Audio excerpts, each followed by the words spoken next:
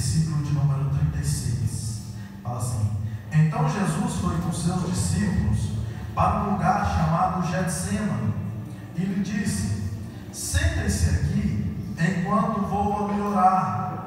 Levando consigo Pedro e os 2 filhos de Zebedeu, começou a entristecer-se e angustiar-se. Disse-lhe então: a minha alma está profundamente triste, numa tristeza mortal. Fiquem aqui e vigiem comigo. Indo um pouco mais adiante, prostou-se com o rosto em terra e orou: meu Pai, se possível for, afasta de mim este cálice. Contudo, não seja como eu quero, mas sim como tu queres. Depois voltou aos seus discípulos e os encontrou dormindo. Vocês não puderam vigiar comigo nem por uma hora? Perguntou ele a Pedro. Vigiem e orem para que não caiam em tentação.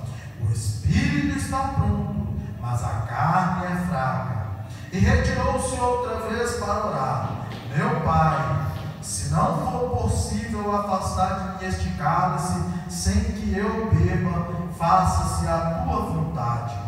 Quando voltou de novo, os encontrou dormindo, porque os seus olhos estavam pesados.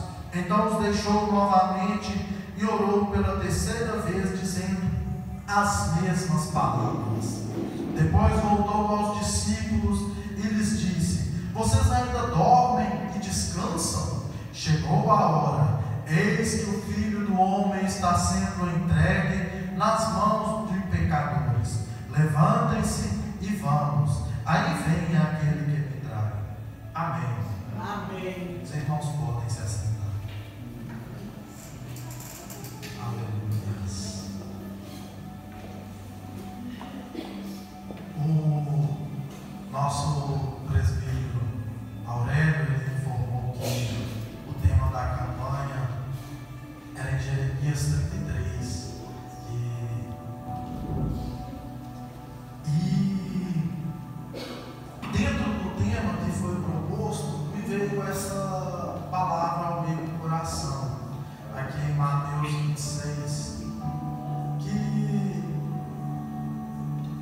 não podemos pensar em resgate de pessoas, em resgate de situações, sem lembrar daquele que nos resgatou, daquele que nos trouxe para a sua maravilhosa luz. Antes estávamos em trevas, mas Ele foi quem nos trouxe.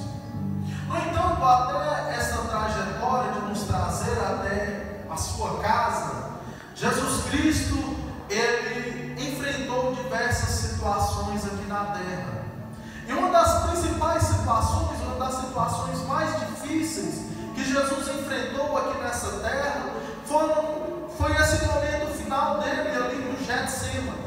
Essa passagem é onde que eu li aqui. Não sei se os irmãos sabem, mas o Getsêmani, ele significa literalmente prensa de azeite, prensa de... E ele está no Monte das Oliveiras. As oliveiras, para você extrair o azeite, ele tem que ser prensado de maneira firme, para poder extrair o azeite. Mas uma das coisas que poucas pessoas comentam é que o Monte das Oliveiras, ele também é o cemitério mais antigo do mundo. Ele tem mais de 3.000 anos, esse cemitério. Então, eu não sei se os irmãos aqui já foram em algum cemitério, mas não é um local muito agradável, não é um local feliz, é um local onde que por si só já existe um peso. E este local, além de tudo, você tinha em certa parte do monte uma parte onde que era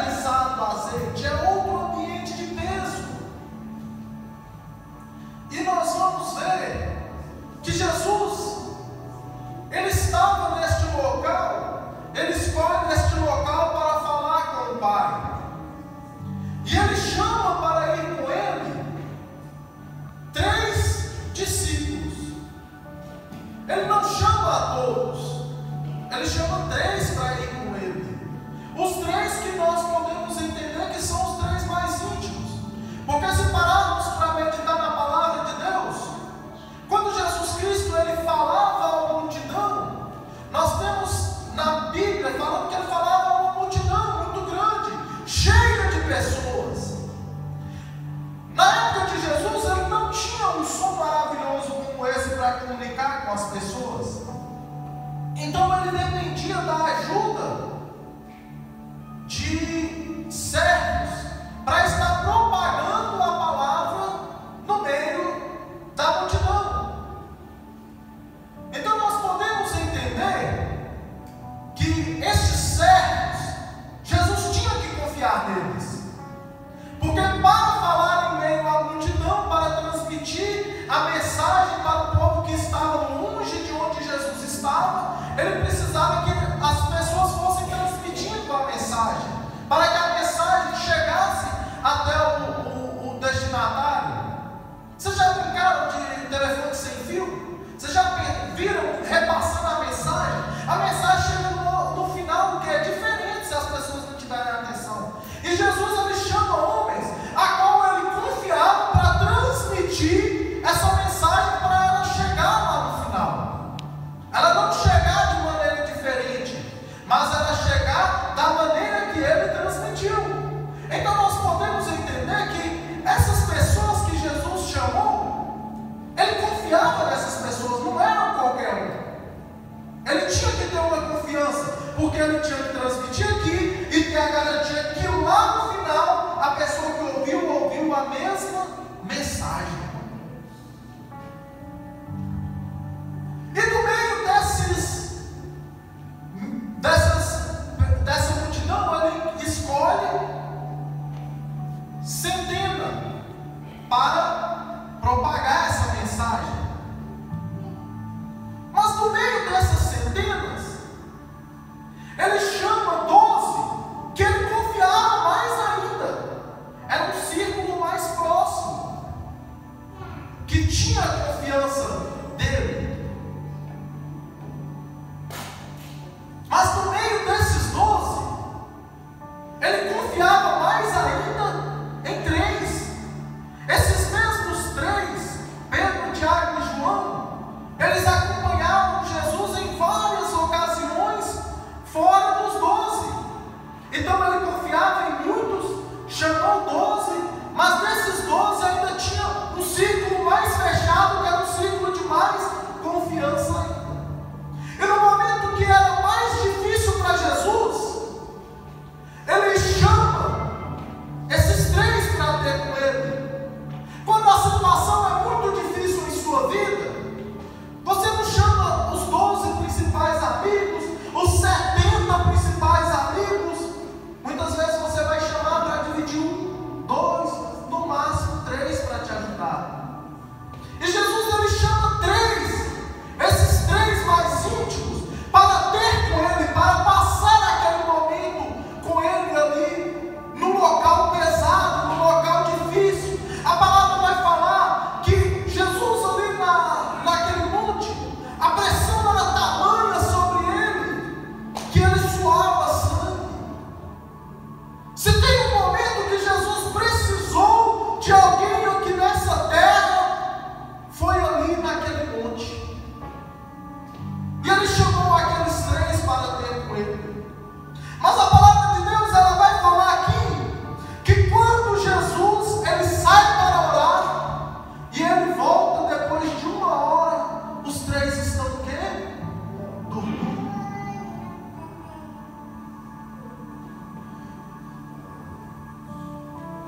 Os 3 estavam dormindo.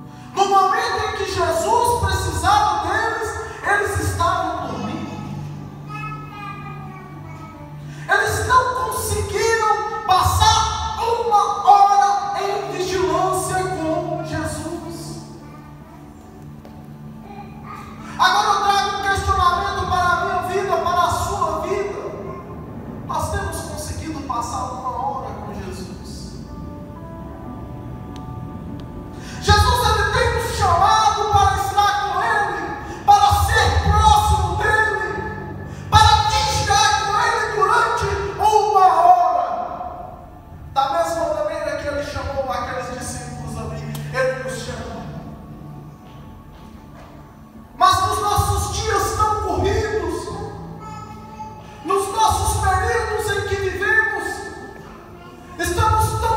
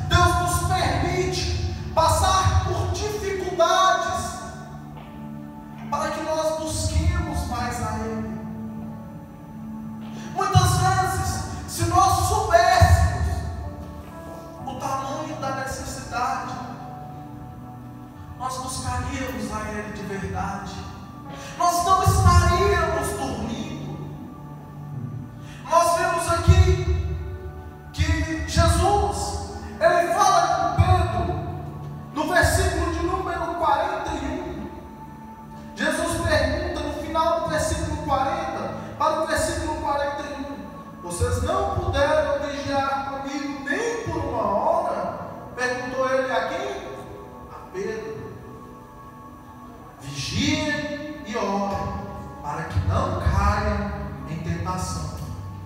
É interessante que ele dirige a palavra diretamente a Pedro. Se nós olharmos no versículo de número 34, aqui fala assim: respondeu Jesus, asseguro que ainda esta noite, antes que o galo cante, 3 vezes me negará. Pouco tempo antes, Jesus já tinha alertado a Pedro. E Jesus chama Pedro para ter aquela 1 hora com ele ali no Getsêmani. Pedro, ele pensava que a necessidade era de Jesus, mas a necessidade não era de Jesus, a necessidade era dele. Muitas vezes as pessoas pensam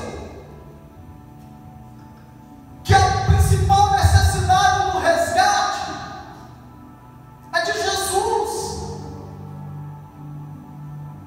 É Jesus que precisa que eu venha para a igreja. É Jesus que precisa que eu levante a mão. Não é, meu irmão. A necessidade é nossa. A necessidade ela é minha, ela é sua. Se Pedro ele tivesse consciência do tamanho da necessidade, ele não tinha passado aquela 1 hora dormindo. Se ele tivesse a consciência do que viria a seguir, mesmo sendo alertados, ele não passaria aquela 1 hora, ele não perderia aquela 1 hora. Muitas vezes as pessoas estão lá fora como Pedro, que mesmo sendo alertado, Jesus está voltando. Amém. Eles passam dormindo, sem acreditar, sem saber quão próximo está a vinda de Jesus. Nós estamos o tempo todo alertando. Jesus está à porta. Nós estamos o tempo todo alertando. Jesus está voltando. Nós estamos o tempo todo alertando. Vocês precisam de um resgate. A igreja está anunciando. Mas as pessoas estão lá fora, como Pedro. Parece que aquele aviso para Pedro não foi uma coisa tão forte. Ele não acreditou que ele pudesse realmente negar a Jesus. As pessoas lá fora elas estão dessa mesma maneira, pensando que Jesus ele não vai voltar, pensando que essas promessas elas não são verdadeiras. Se eles soubessem, se nós soubéssemos quão próximo está a vinda de Jesus, nós não passaríamos essa 1 hora que Jesus chamou para estar com ele dormindo. Nós passaríamos essa 1 hora buscando e exaltando e bendizendo o nome dele. Aleluia. Jesus Cristo te trouxe aqui hoje nesta noite para te alertar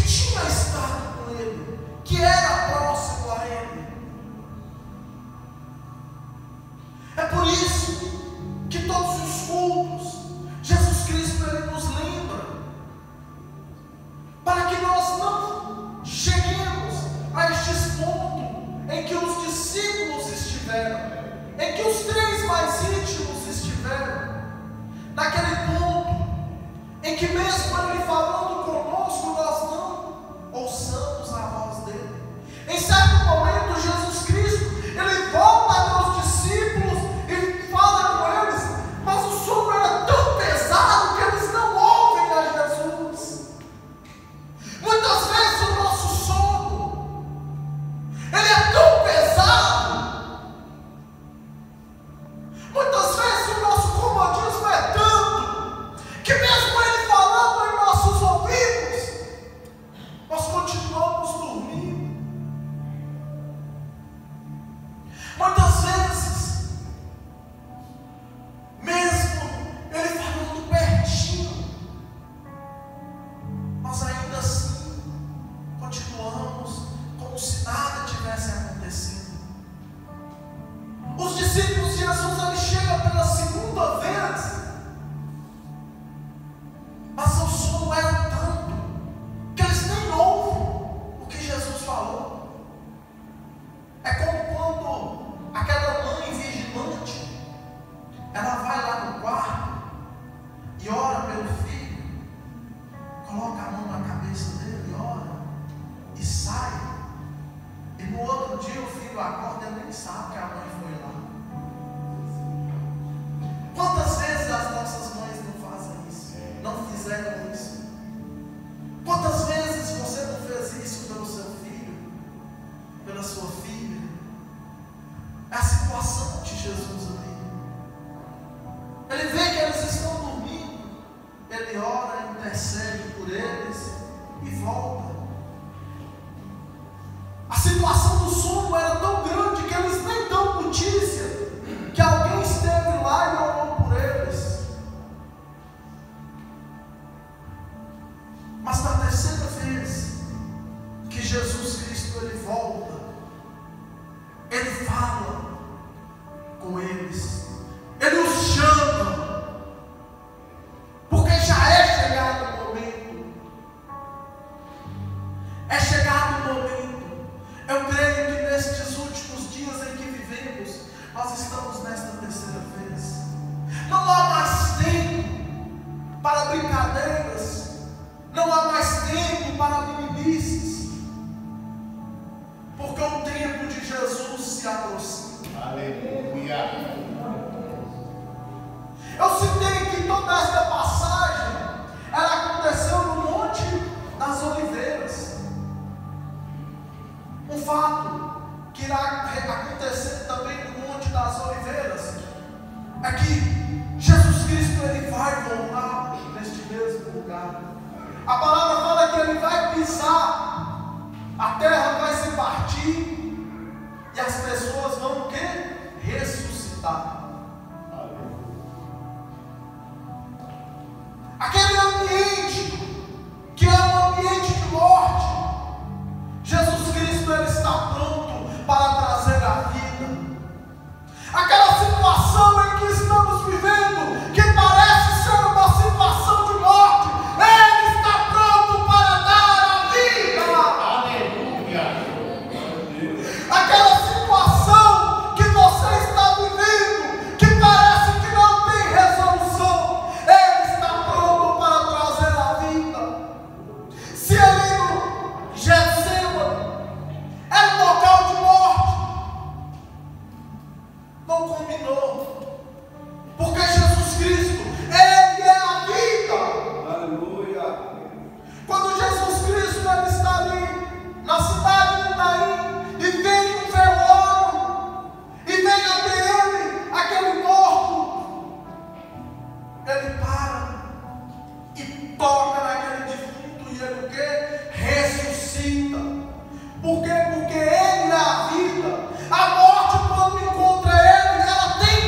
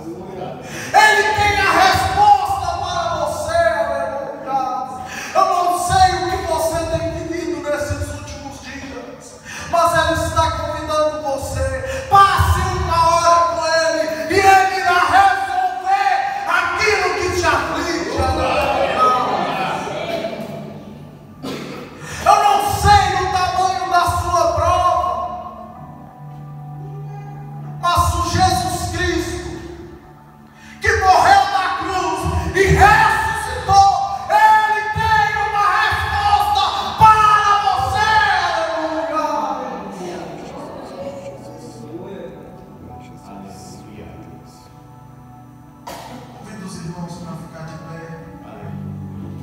Eu não sei o tamanho das coisas. Eu não sei o tamanho do milagre que você precisa. A única coisa que eu sei te dizer é que Ele tem a resposta, aleluia. Muitas vezes nós ficamos preocupados, querendo a resposta do homem. Muitas vezes nós estamos preocupados se a resposta ela vem do médico, se a resposta ela vem do advogado, se a resposta ela vem do juiz. Mas o que eu tenho para te dizer aqui hoje, nesta noite, é que a sua resposta, ela vem de Deus! Aleluia! Glória a Deus! Aleluia! O meu pai, há mais ou menos 20 anos atrás, ele estava fazendo um exame para entrar numa empresa, numa determinada empresa. E aí o pessoal chamou ele urgentemente, encaminhou ele para o hospital. Olha, os resultados dos seus exames aqui deram péssimo. Você está com 18 mil de plaqueta. Eu não sei se tem aqui alguém da área da saúde, mas o normal da pessoa é ter no mínimo 150 mil. Entre 150 mil e 450 mil plaquetas. Ele tem 18 mil. E aí os médicos pegaram o caso dele. Não tem jeito, nós vamos ter que fazer a cirurgia no senhor. E aí o médico olhava para ele, mas eu olho para o senhor está bem. Eu olho para o exame, você está ruim. Eu olho para o senhor está bem. Eu olho para os exames, para o senhor está mal. E aí a gente passava muito tempo em campanha de oração, pedindo a Deus uma resposta para a vida dele. E os médicos ficavam naquela, não opera, não opera, opera, não opera, opera, não opera, vai, não vai. Chegou um momento em que nós fomos no culto de domingo pela manhã, na nossa igreja mesmo. E Deus levanta um vaso dele, que aponta o dedo para o meu pai. Irmão Elson, coloca de pé. Quando você foi comprar a sua primeira moto, você tinha condições? Quando você foi casar, você tinha condições? Quando você comprou seu primeiro carro, você tinha condições?